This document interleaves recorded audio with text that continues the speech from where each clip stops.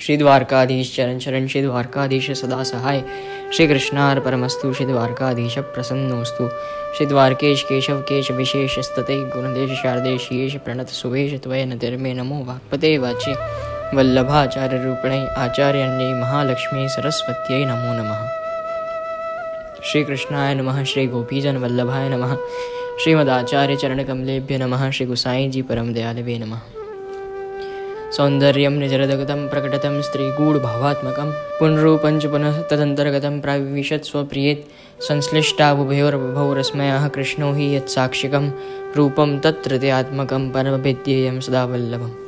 श्रीवल्लभप्रतिनिधिं तेजो राशिं दयाणवं गुणातीतं गुणनिधिं श्रीगोपीनाथम् आश्रयेत्।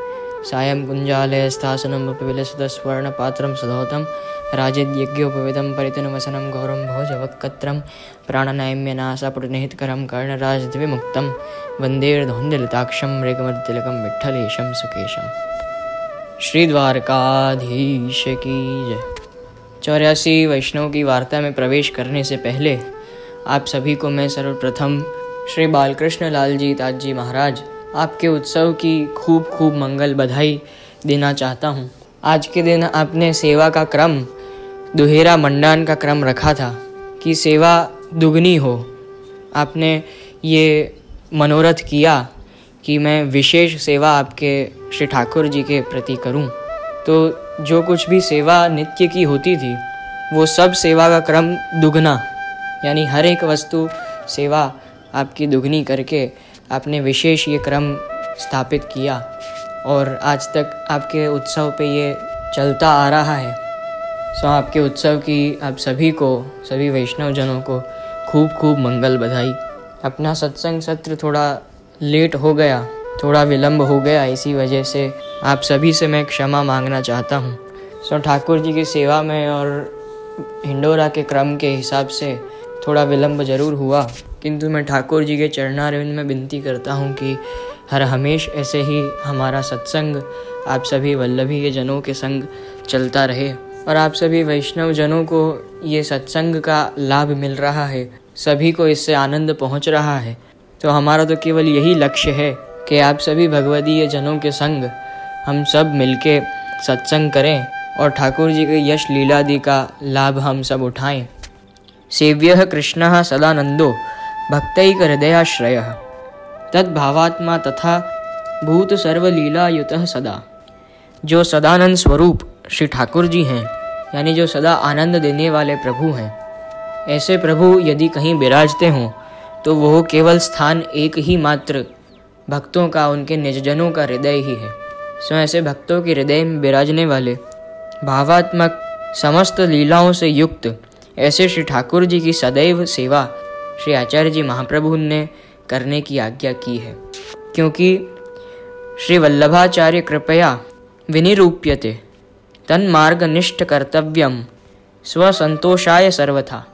क्योंकि श्री वल्लभाचार्य चरण ने अपन पे महत कृपा करके श्री आचार्य चरण के और श्री ठाकुर जी के निजजनों को आनंद हो सके, इसके लिए ये पुष्टि भक्ति मार्ग आपने स्व इच्छा से प्रकट किया है।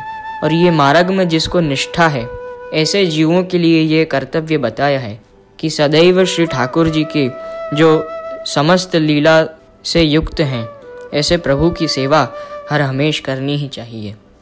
क्योंकि स्वयं श्री महाप्रभु जी यही बताने और पूर्णतः भगवदियों की और निजजनों को ये संसार चक्र में से तारने पधारे।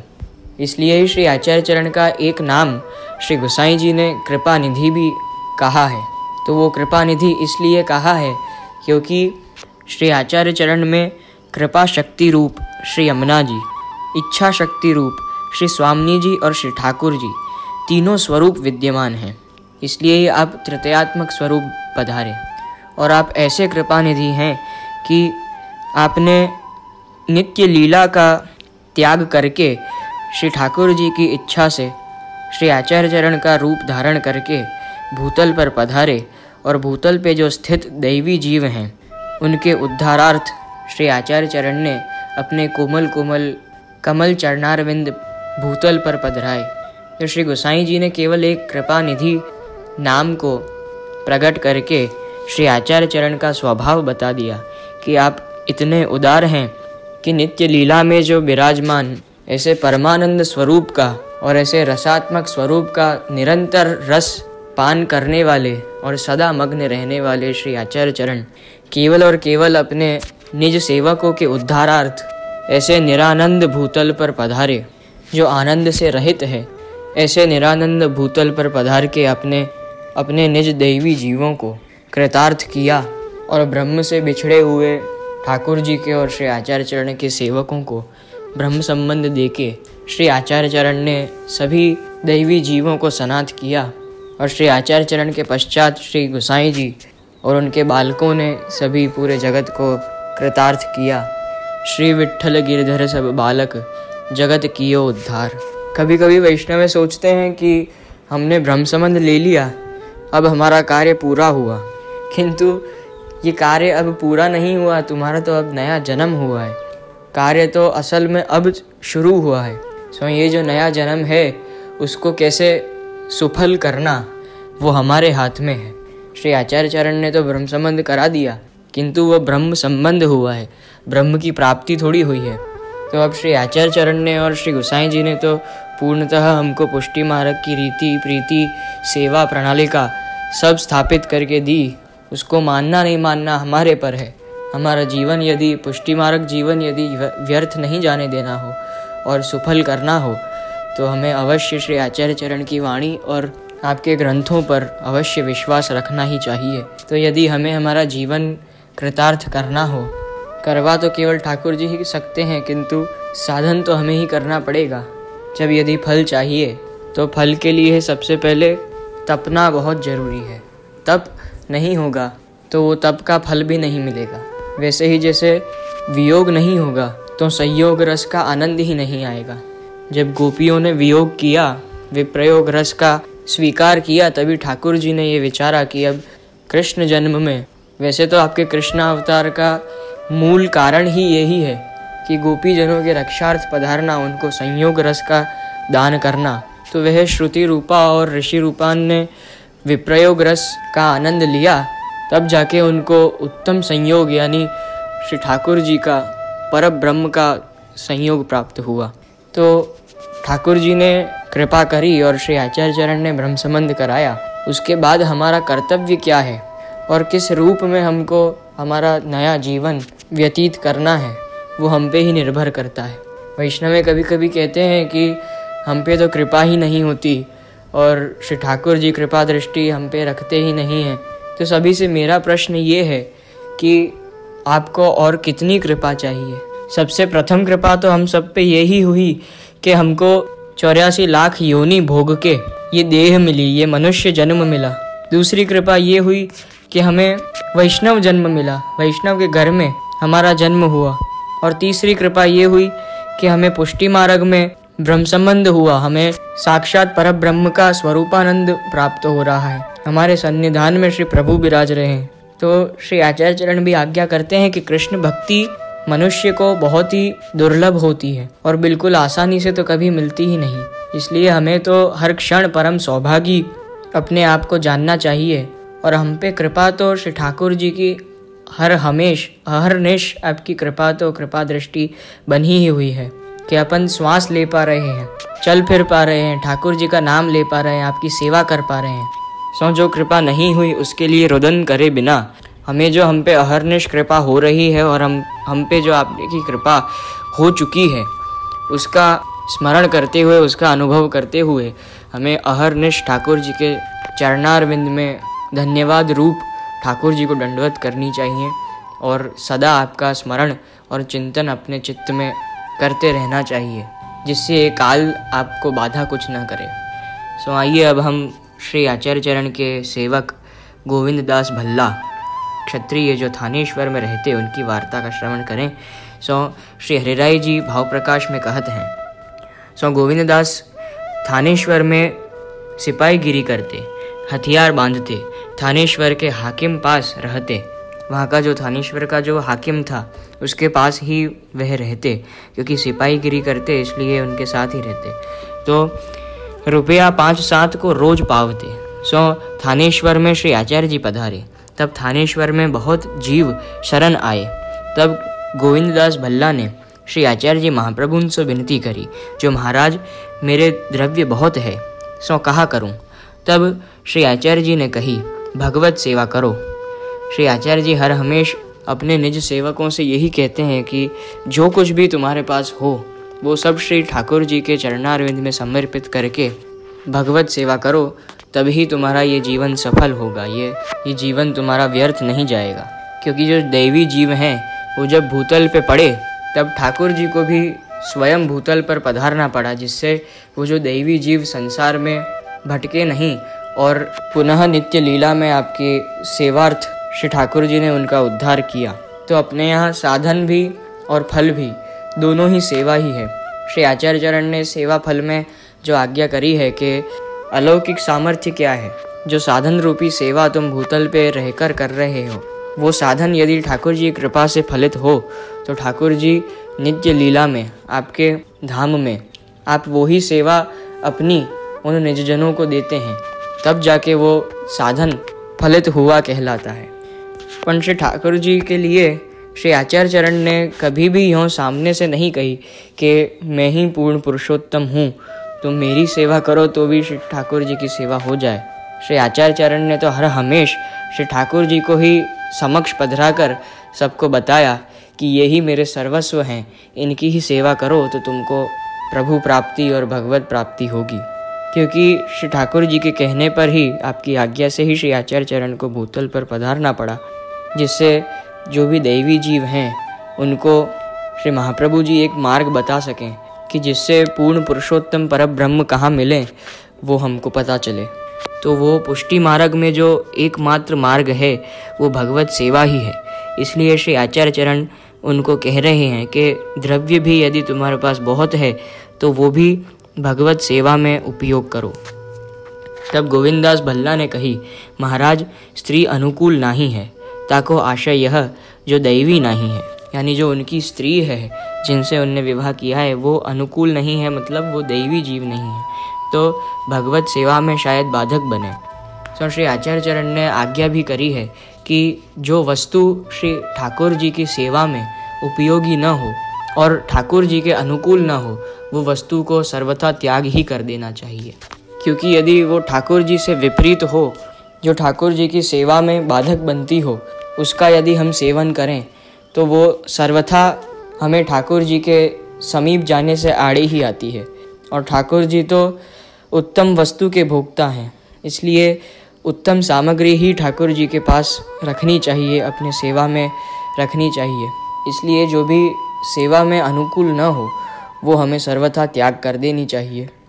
तो श्री आचार्य जी आज्ञा करते हैं कि स्त्री को त्याग कर, यानी गोविंददास को आपने आज्ञा करी कि यदि वो दैवी नहीं है, वो अनुकूल नहीं है, तो स्त्री का त्याग कर दे।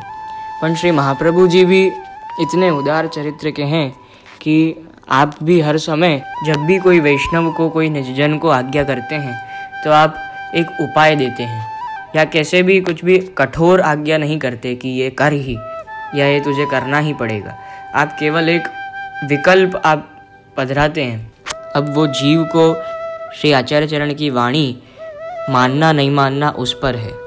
जैसे हर एक ग्रंथ में आप, जैसे चतुश्लोकी में अंत के श्लोक में आपने आज्ञा करी कि स्मरणम भजनम चापी न त्याज्यम इति में मति, तो वो इति में मति मतलब ये मेरा मत है, कि यानी मैं ऐसा समझता हूँ और मेरा ऐसा सिद्धांत है, मेरा ऐसा मत है कि ये हमारा कर्तव्य है या ये वैष्णवों का कर्तव्य है, तो ये ही करना चाहिए। और दूसरा उदाहरण कि नवरत्न स्तोत्र, जिसमें आपने आज्ञा करी कि तस्मात् सर्वात्मना नित्यं श्री कृष्णः शरणं मम वदद्भिरेव सततं स्थेयमित्येव मे मतिः। सो स्थेयमित्येव मे मतिः, ये मेरा मत है। तो यहाँ भी आपने आज्ञा करी कि यदि तेरी स्त्री दैवी नहीं है तो तू स्त्री का त्याग कर। तब गोविंददास ने स्त्री को त्याग कियो। सगरो द्रव्य लाई श्री आचार्य जी महाप्रभु को विनती करी, महाराज द्रव्य को कहा करूं, स्त्री को तो त्याग कियो। तब श्री आचार्य जी कही, यह द्रव्य 4 भाग में बांटी दे, एक भाग श्रीनाथ जी के भेंट कर, एक भाग स्त्री को दे जो याते, क्योंकि ब्याह भयो ताको छोड़े को दोष पूंजी दिए छूट्यो, यानी जो उनका ब्याह हुआ उसको यदि उनने छोड़ा तो वो पूंजी दे के उसका दोष जो लगा था वो छूट गया। इसलिए महाप्रभु जी ने थोड़ा द्रव्य उनको देने के लिए भी आज्ञा करी और फिर आज्ञा करी कि बाकी के 2 भाग लेके भगवत सेवा कर। तब गोविंददास भल्ला ने कही, जो महाराज कछु आप हु अंगीकार करिए। तब श्री आचार्य जी ने कही, भलो 1 भाग हमको दे। तब गोविंददास ने द्रव्य के 4 भाग करे, 1 भाग श्रीनाथ जी को भेंट किए, 1 भाग श्री आचार्य जी को भेंट किए, 1 भाग स्त्री को दियो, 1 भाग को द्रव्य ले महावन में आई रहो। सो याते आई रहो, जो गाँव में स्त्री को प्रतिबंध पड़े, ताते महावन आई श्री मथुरानाथ जी की सेवा करन लागे। सो अब वार्ता प्रसंग पहलो। सो गोविंददास भल्ला महावन में नित्य के 24% की सामग्री करें, भोग धरें, वहाँ ही मर्यादा मार्गीय वैष्णवन को लिवाई दे, बचे सो गाय को खवाई दे। तामे ते आपू कछु न ले, आपू न्यारी लीटी करी भोग धरी खाए। यानी वो जो महावन में श्री मथुरानाथ जी का मंदिर था, देवालय था, वो मर्यादा मार्गीय था। इसलिए मर्यादा मार्गीय वैष्णव जो भी आते वो वहाँ जो भोग धरी होती वो सब सामग्री मर्यादा मार्गीय वैष्णवन को लेवाए देते और जो बचता वो गायों को खवा देते। लेकिन उसमें से आप कुछ न लेते, क्योंकि आप पुष्टि मार्गीय वैष्णव हैं। इसलिए अगर जो मर्यादा मार्गियों का लें तो अन्याश्रय हो जाए। इसलिए तब आप न्यारी लीटी करी भोग धरी खाए, यानी अपना अलग बना के ठाकुर जी को भोग धर के फिर उसके बाद लें। सो यहाँ भाव प्रकाश श्री हरिराय जी करे हैं। या को आशय यह है, जो महावन में नंदराय जी को देवालय कराई ब्राह्मण को पूजा सौंपी हती। यानी ये जगह पर नंदराय जी ने देवालय कराया था और ब्राह्मणों को पूजा सौंपी थी। सो मर्यादा रीति सो करते, सो वहाँ पे मर्यादा रीत चलती। खर्च नंदराय जी देते, क्योंकि नंदराय जी तो वहाँ के ठाकुर थे, इसलिए सब खर्च आप ही देते। सो ब्राह्मण पूजा करते, सो देवालय को आप कैसे ले। सो श्री हरिराय जी भाव प्रकाश कर रहे हैं कि गोविंददास भल्ला वहाँ से महाप्रसाद नहीं लेते, क्योंकि वहाँ देवालय में ब्राह्मण पूजा करते थे और वहाँ की रीत मर्यादा रीत चलती थी। इसलिए वो कह रहे हैं कि वहाँ का कैसे लिया जाए। या लिए न्यारी लीटी करी मन ही सो भोग धरी लेते, यानी अपनी खुद की रोटी और सामग्री करके मन ही में मानसी में ही श्री ठाकुर जी को भोग धर के वो खुद अपना भोजन ग्रहण करते। सो ऐसे करत द्रव्य सब निपट्यो। तब श्रीनाथ जी द्वार आई श्री गोवर्धन धर की प्रचार की करन लागे। 2 समय के पात्र मांझे, रात्रि पहर 1:30 रहे पाछली। तब उठी के देह कृत्य करी, नहाए के गागरी ले मथुरा आई। श्री यमुना जल की गागर भरी, राजभोग पहले आवते। पात्र सब मांझी, रसोई पोती, अपनी सब सेवा पहुंची। पर्वत के नीचे आई, तिलक धोई माला उतारी। गांठी बांधी, गोवर्धन के आसपास सो कोरी भिक्षा मांगी लावते। यानी जब उनके पास सब द्रव्य मिट गया, खत्म हो गया, तब श्रीनाथ जी द्वारा आके श्री गोवर्धन धर की प्रचार की करी और फिर 2 समय के पात्र मांझते और सवेरे जल्दी उठ के अपने देह कृत्य और नहाए के गागर लेके मथुरा जाते और श्री यमुना जी का जल गागर में भर के राजभोग से पहले वहाँ आते, जिससे श्रीनाथ जी की झारी जी भरी जा सके। और फिर पात्र मांझ के रसोई वसोई सब साफ करके फिर पर्वत के नीचे पहुँच के अपना तिलक धो लेते और माला उतार के आसपास से कोरी भिक्षा मांगते। सो शहर 5-7 को आहार होतो, 5-7 शहर का आहार भी होता था। सो आहार लायक आवे तब आई के अपने हाथ सो पीस रोटी करी श्री गोवर्धन धर की ध्वजा को दिखाई, चरणामृत मिली के लेते। पाछे सैन भोग के पात्र मांझते, रसोई पोती सेवा सो पहुँची के सैन करते, यह प्रकार सेवा करते। परंतु श्री गोवर्धन नाथ जी को आछो न लागतो। भले ही इतना परिश्रम करते और इतनी सेवा आप करते थे, किंतु फिर भी गोवर्धन नाथ जी को ये अच्छा नहीं लगता था। तो उसका भाव प्रकाश श्री हरिराय जी कर रहे हैं कि ताको कारण यह है, इसका कारण ये है, जो भाव प्रीति सो ऐसी सेवा करे तो श्री गोवर्धन धर वाके पाछे लगे डोलने। यानी यदि प्रीत से और प्रेम से स्नेह से सेवा करते हों तो श्रीनाथ जी उनके प्रसन्न होके पीछे पीछे डोलते। परंतु गोविंददास भल्ला तामसी हते, सो अहंकार सो करते। यानी तामसी हते यानी उनके गुण, उनका स्वभाव तामसी था, इसलिए तामसी जीव कहलाए। सो मनुष्य में 3 प्रकार के गुण होते हैं, रजस, तमस और सात्विक।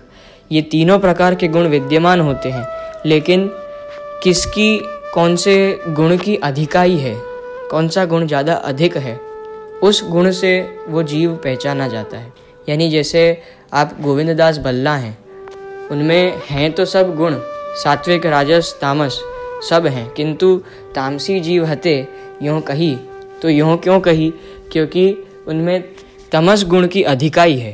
तो जैसे हम कहते हैं कि ये जीव सात्विक जीव है, ये राजसी जीव है, ये तामसी जीव है, तो उन सब में गुण तो तीनों होते हैं, किंतु जो गुण सबसे अधिक है वो गिना जाता है, उससे जीव को हम पहचान सकते हैं। जैसे आप गोविंददास भल्ला को अहंकार था, वह सेवा भी करते तो अहंकार से सेवा करते कि और कोई मेरी जैसी सेवा नहीं कर सकता, तो वो अहंकार देख के ठाकुर जी को पसंद नहीं आता। तो जीव पहचाना कैसे जाता है? अपने स्वभाव से। जैसा अपना स्वभाव अपने जगत में हम दिखाएंगे वैसा हमको लोग पहचानेंगे। तो जैसे हमारा स्वभाव यदि निर्मल है, निष्कपट है, सबकी दोष दृष्टि देखने से रहित है और आदि, तो उससे हम जाने जाएंगे कि हम सात्विक जीव हैं, क्योंकि सत्व गुण हमारे में ज़्यादा दिखने लगेगा। या फिर हम अहंकारी हैं, हठी हैं, क्रोध हमारे सिर पर ही चढ़ा रहता हो, तो वो तामसी जीव कहलाएगा, क्योंकि उसमें तमस गुण अधिक है। तो हमारा जैसा स्वभाव है वैसा ही हमारा चरित्र जगत के सामने प्रदर्शित होगा। तो जो स्वभाव हम अपने संग लेके चलते हैं वो हम हमारी क्रियाओं से और मनस्थिति से बदल भी सकते हैं, यदि हमें बदलना हो तो। अब जैसे काल है, काल को हम हमारे स्वभाव के हिसाब से नहीं बदल सकते। या फिर प्रारब्ध है, यानी हमारा भविष्य जो है हम स्वभाव के हिसाब से नहीं बदल सकते, किंतु हम जो हैं, हम यदि चाहें कि हमारा स्वभाव बदले तो अवश्य बदल सकता है, किंतु वो भी श्री आचार्य चरण की, श्री यमुना जी की और श्री ठाकुर जी की कृपा से ही। हम कौन है? हम तो केवल आपके सेवक हैं, और सेवक का यही कार्य और यही अधिकार होता है कि वो स्वामी से विनती कर सके और स्वामी की सेवा कर सके और स्वामी को दंडवत कर सके। तो हम आपके दास हैं, तो हमारे तो सामर्थ्य में केवल यही है कि हम आपसे विनती कर सकें, बाकी आपकी जो इच्छा है होने वाला तो वो ही है। इसलिए यमुनाष्टक में हम श्री यमुना जी से विनती करते हैं कि स्वभाव विजयो भवेत वदति वल्लभ श्री हरे, कि मनुष्य का जो दुष्ट स्वभाव है वो केवल अविद्या है, और जीवा स्वभाव तो दुष्टा। सो दोष क्या है? सो दोष विस्मृति है, यानी अपने अंगी की विस्मृति, अर्थात भगवत चरणारविंद से विमुख होना ही दोष है।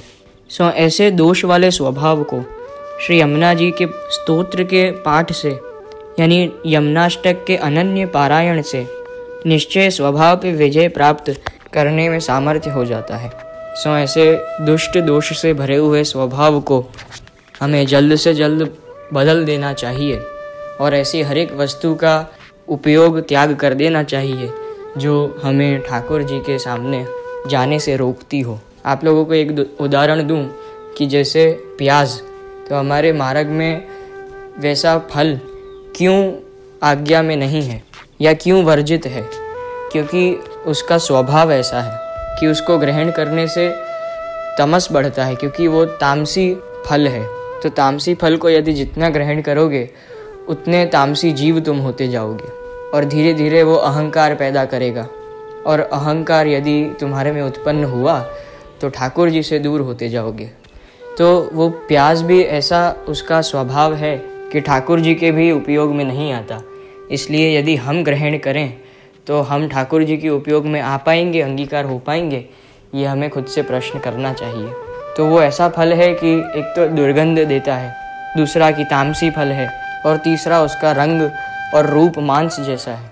इसलिए ठाकुर जी अपने छोटे बालक हैं तो ऐसे फल को पसंद नहीं करते। तो हर एक वस्तु के कारण हैं अपने मार्ग में। कितनों को ये प्रश्न होता है कि ये भी तो फल है, इससे क्यों ऐसा बैर और इसको क्यों हम ग्रहण नहीं कर सकते, और ये सब प्रश्न उत्पन्न होते हैं अपने मार्ग में होकर भी। तो इसका मूल कारण तो यही है कि श्री ठाकुर जी के उपयोग में यदि नहीं आता तो उसे सर्वथा अपने उपयोग में भी नहीं लेना चाहिए, क्योंकि ठाकुर जी का अन्न प्रसादी लेना भी अन्याश्रय ही गिनाता है। सो श्री आचार्य चरण ने और श्री प्रभु चरण श्री गोसाई जी ने जो भी अपने मार्ग में रीत प्रीत सब प्रकट करी है तो सब सोच विचार के ही करी है, क्योंकि ये जो भी रीत प्रीत से हम ठाकुर जी की सेवा कर रहे हैं वो सब व्रजजन की है। रीत प्रीत सब व्रजजन की, जनहित जग प्रगटाई। तो पुष्टि मार्ग सर्वप्रथम व्रजजनों के द्वारा ही उत्पन्न हुआ। सो सर्वप्रथम पुष्टि भक्ति मार्ग के प्रकट करता श्री ठाकुर जी हैं। जब ठाकुर जी का प्रादुर्भाव हुआ श्री कृष्ण जन्म में, तब पुष्टि मार्ग सर्वप्रथम प्रगटा, और उसके बाद व्रजजन और गोपीजन गिने जाते हैं, और उनके पीछे श्री महाप्रभु जी और श्री गोसाई जी ये ब्रजजनों की सेवा का विस्तार करते हैं। सो उन व्रजजनों में भी जितने भी अलग अलग प्रकार के जीव थे, उनका ठाकुर जी ने उन्हीं प्रकार से, उनके ही रूप से, उनके ही, जैसे तामसी जीव है तो तामसी लीला करके आपने उनका उद्धार किया, राजसी जीव है तो राजसी लीला करके उनका उद्धार किया, और सात्विक जीव है तो सत्व गुण से आपने उनका उद्धार किया। तो अलग अलग प्रकार से जैसे जीव वैसे प्रभु। तो यहाँ भी ठाकुर जी श्री गोविंददास भल्ला के तामसी स्वभाव को देखकर आप वैसी ही लीला करने जा रहे हैं। तो हमने ये श्रवण किया कि गोविंददास भल्ला तामसी हते, सो अहंकार सो सेवा करते, स्त्री को त्याग हु अहंकार सो कियो। सो जो भी करते वो अहंकार से ही करते, और महावन में हु 24% की सामग्री नित्य करते, सो वो भी अहंकार सो करते। यहाँ हूँ सगरी सेवा अहंकार ते करते, यानी जो भी श्री गोवर्धन नाथ जी की प्रचार की और सब करते वो भी अहंकार से करते थे। सो शरीर कष्ट पावते, परंतु सगरे सेवकन को नीचे करी दिए। जो मुँह बराबर कौन करेगो, यानी मेरे बराबर कौन सेवा ऐसी कर सकता है, यूँ अहंकार करके श्री गोवर्धन धर की सेवा करते। सो इसलिए श्री गोवर्धन नाथ जी को आछो न लागतो, आपको पसंद नहीं आता था ये सब। तब श्री गोवर्धन नाथ जी ने अडेल में श्री आचार्य जी महाप्रभु से कहो, जो तिहारो सेवक मुझको बहुत खिजावत है, यानी जो ये तुम्हारे सेवक हैं वो मुझे बहुत खिजाते हैं, यानी मुझे बहुत चिढ़ाते हैं, मुझे चिढ़ आती है उनसे।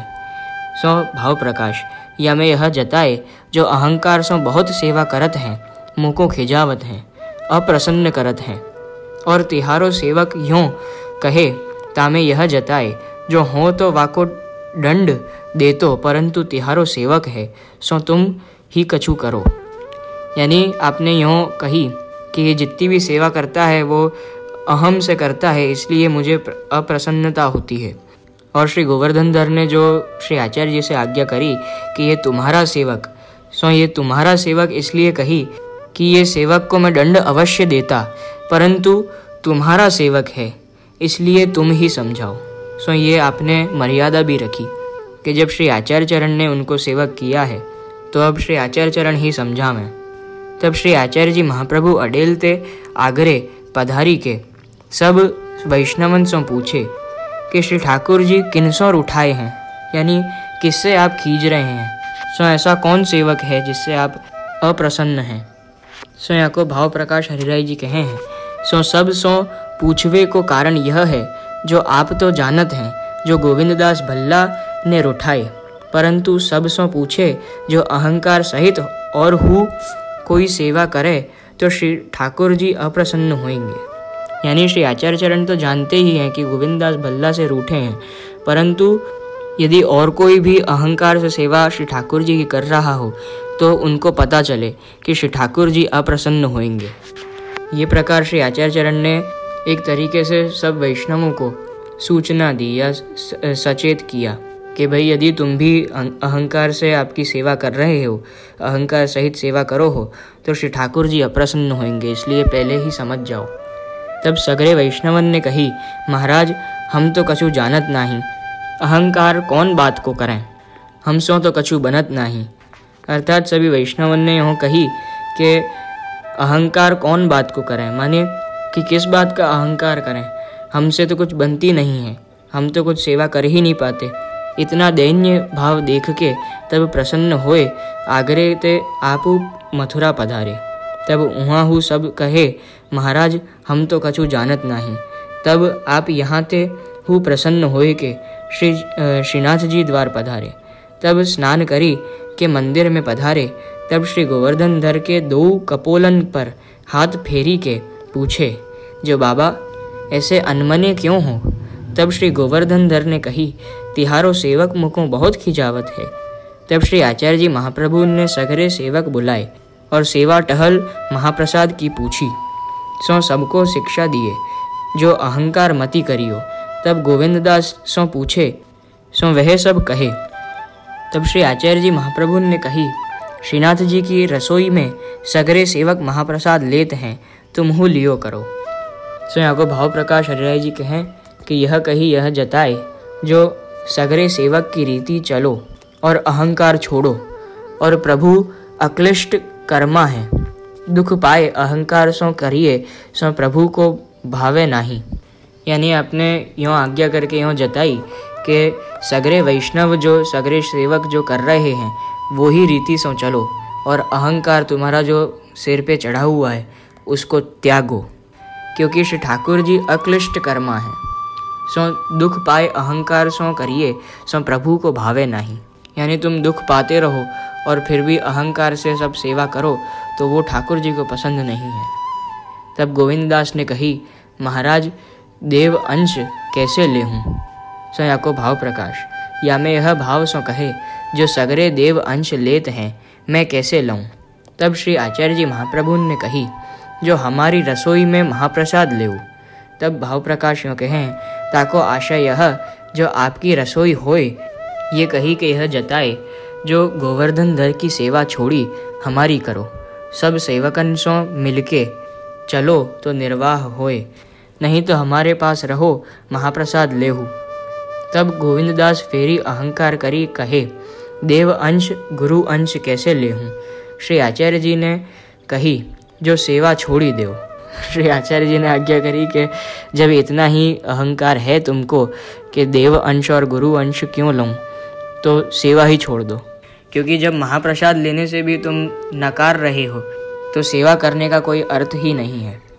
सो या को भाव प्रकाश श्री हरिराय जी करे हैं कि या में यह जताए, जो श्रीनाथ जी के यहाँ अहंकार किए तब सहज में सेवा छूटी।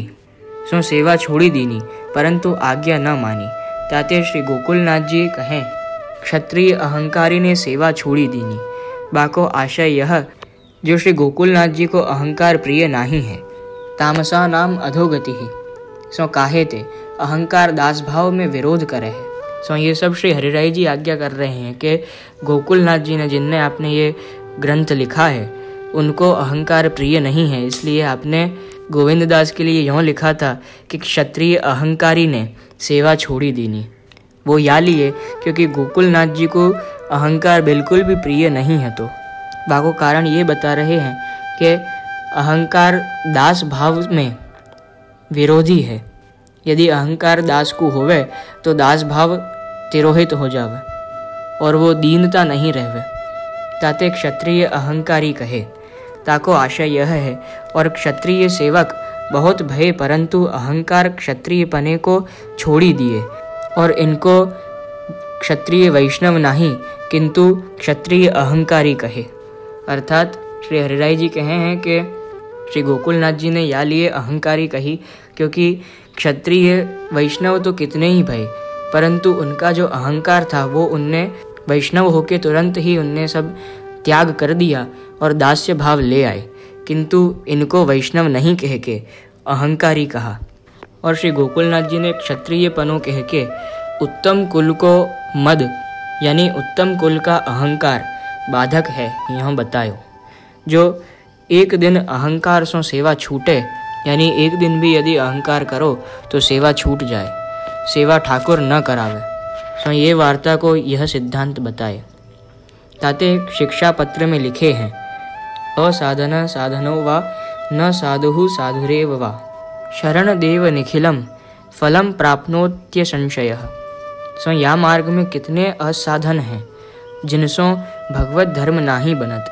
कितने साधन बहुत करत हैं, सेवा स्मरण जप पाठ, वामे कोई साधु जो सात्विक है, कोई असाधु जो राजसी तामसी है, परंतु शरण रात्रि दिन प्रभु की यदि दृढ़ है, तिन्हीं को प्राप्ति निश्चय है, यह जताए। यानी कितने ही साधन और असाधन अपने मार्ग में हैं, और तीनों प्रकार के हमारे मार्ग में जीव हैं, राजसी तामसी और सात्विक, किंतु इन सबको भूल के यदि दिन रात जो प्रभु के चरणारविंद में दृढ़ है, उन्हीं को प्राप्ति निश्चय है। यह श्री हरिराय जी की वाणी है। सो इन्हीं भगवत वाणी को हमें शिरोधार्य करके आगे का जीवन निर्वाह करना है। सो वार्ता प्रसंग दूसरो। तब क्षत्रिय अहंकारी ने सेवा छोड़ी दीनी, पाछे मथुरा आयो, परंतु बिना सेवा पूजा रह्यो न जाए, दैवी है। यानी सेवा भले छोड़ दी, किंतु दैवी जीव है तो सेवा पूजा बिना रह्यो न जाए। तब केशवराय जी की सेवा इजारे लीनी, सो विपरीत किए, सो भाव प्रकाश काहे ते। पहले महावन में मथुरा नाथ जी की सेवा छोड़ी दिए, फिर श्री गोवर्धन नाथ जी की सेवा किए, सो तो ठीक किए, परंतु श्री गोवर्धन नाथ जी की सेवा छोड़ी, फिर मर्यादा में गए, ताते विपरीत भय। सो कहत हैं, पाछे एक दिन गोविंददास ने केशवराय जी की शैया निवार भराई, सो बुनन वारे को मेवा खवाई बुनाए, सो बहुत सुंदर भई। और मथुरा के हाकिम ने खाट निवार सो बुनाई। तब काहू ने कही, केशवराय जी की शैया भई तैसी न भई। यह सुनी के वह हाकिम केशवराय जी के मंदिर में आए। सो तिवारी में केशवराय जी की शैया धरी हती, तापर चढ़ी बैठ्यो। सो कोई ने गोविंददास भल्ला सो कही, जो मथुरा को हाकिम आई श्री ठाकुर जी की शैया पर बैठ्यो है। गोविंददास गुप्ती ले आए, गुप्ती यानी छुरा या चाकू। सो हाकिम को उहाई मार्यो, पाछे हाकिम के मनुष्यन ने गोविंददास को अपराध कियो। यह बात मथुरा के वैष्णव ने सुनी, सो गोविंददास की देह को अग्नि संस्कार कियो। पाछे यह बात एक वैष्णव ने श्री आचार्य जी सो कहे, महाराज ऐसे वैष्णव की यह गति कैसे भई। तब श्री आचार्य जी महाप्रभु ने कही, या के परलोक में तो कछु हानि नहीं है, यह मेरी आज्ञा न मान्यो, ताते ऐसो भयो।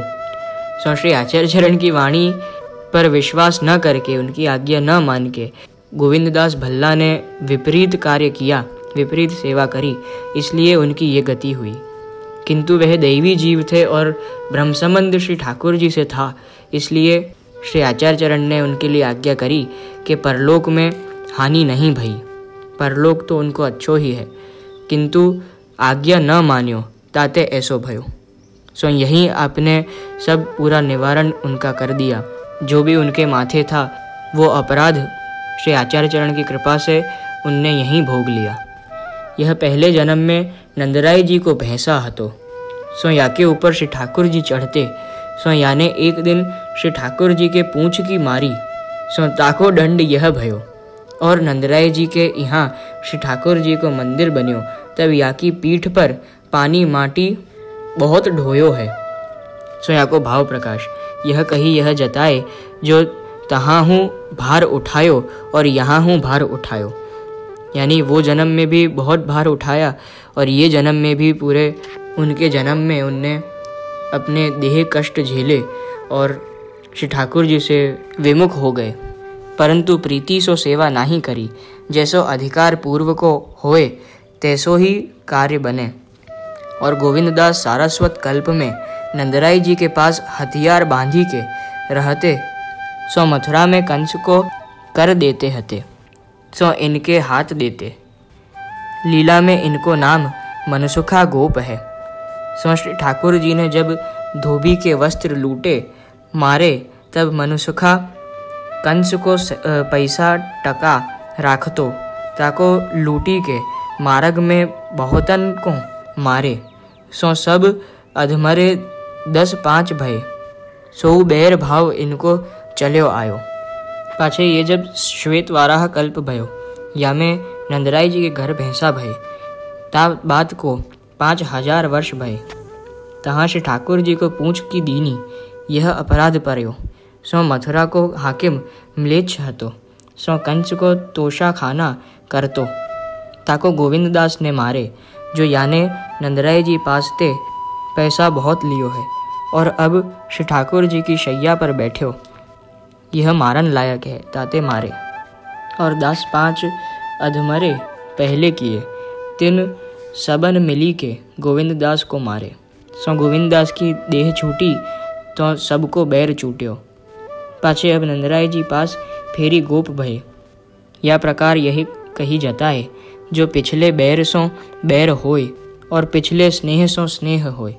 सो गोविंददास भल्ला ऐसे भगवदीय हते। इनकी वार्ता में यह सिद्धांत जताए, जो अहंकार न करनो, और अपने हट करी गुरु की आज्ञा उल्लंघन न करनो, और पुष्टि मार्गीय श्री ठाकुर जी की सेवा छोड़ी के मर्यादा मार्गीय श्री ठाकुर जी की सेवा न करनी।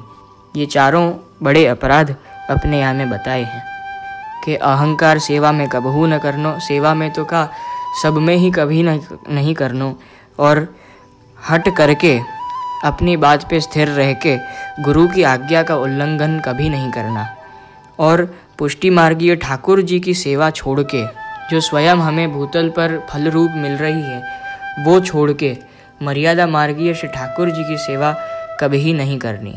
सो ये सब बातें श्री गोकुलनाथ जी और श्री हरिराय जी के कृपा से हमें जानने मिल रही हैं, और श्री गोविंददास भल्ला यानी ऐसे भगवदीय वैष्णव के वार्ता से हमें ये जानने प्राप्त हो रहा है। ये सब ठाकुर जी की ही अलग प्रकार की लीला हैं। जैसे वैष्णव हैं वैसी आपकी लीलाएं हैं, जिससे आगे के पीढ़ियों को ये जानने मिले कि हमें क्या करना चाहिए और क्या नहीं करना चाहिए। इसलिए ही तो श्री आचार्य जी ने और श्री गोकुलनाथ जी ने ये ग्रंथ प्रकट करके हमें बताया कि अपना वैष्णव धर्म और पुष्टि मार्गीय जीवन हमें कैसे सुधारना और उसको कैसे फलीभूत करना। सो वे गोविंददास श्री आचार्य जी महाप्रभु के सेवक ऐसे कृपापात्र भगवदीय हैं, जाते इनकी वार्ता को पार नहीं। सो कहाँ ताई लिखिए। सो ऐसे गोविंददास भल्ला अपने 11वें वैष्णव भये। अब अगले बुधवार को मैं पूर्णतः कोशिश करूँगा, प्रयत्न करूँगा कि श्री आचार्य चरण के कृपा से अपने सत्संग में गैप ना आए और समय अनुसार हम अपने सत्संग को पूर्ण कर सकें और वार्ता जी का श्रवण कर सकें। सो आज के लिए यहीं अपन अपने सत्संग को विराम दें। अगले बुधवार को हम 12वें वैष्णव श्री महाप्रभु जी की सेवकनी अम्मा क्षत्राणी कड़ा में जो रहती तिनकी वार्ता हम श्रवण करेंगे। श्री द्वारिकाधीश की जय। श्री कृष्णाय नमः। श्री गोपीजन वल्लभाय नमः। श्रीमदाचार्य चरण कमलेभ्य नमः। श्री गोसाई जी परम दयालवे नमः। श्री गुरुभ्यो नमः।